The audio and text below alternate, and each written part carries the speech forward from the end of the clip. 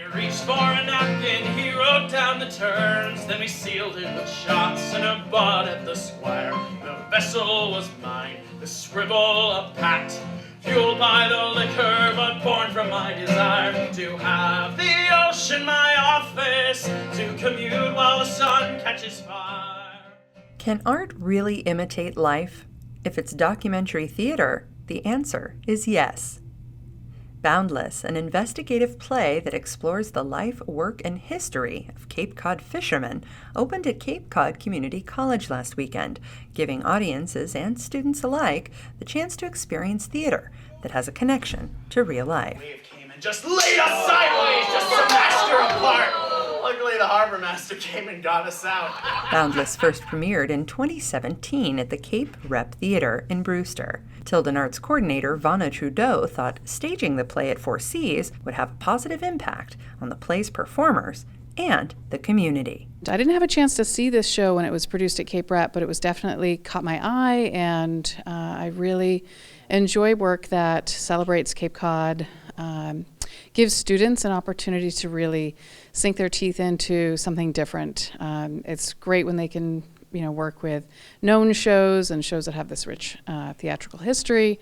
But I also get really excited about the opportunity to give them something a little bit more of a challenge, which is working with brand new material that they don't have this legacy to look back on. They're really working with something, from the ground up. Documentary or fact-based drama investigates important social issues by using newspapers, first-person interviews, or other forms of print material to create original works for the stage.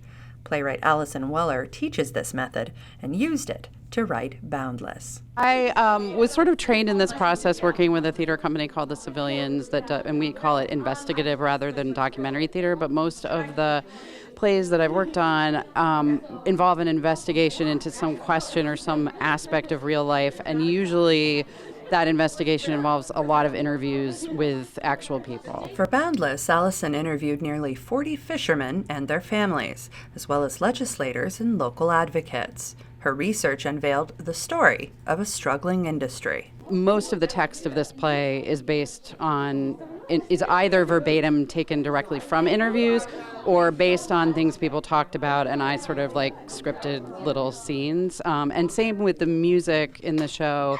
A lot of it is either inspired by or some of the songs have words and lyrics that are taken from the interviews. Original music was composed for the production by Peter Hodgson. When Allison approached me about it, I was like, cool, I'll write some songs for something.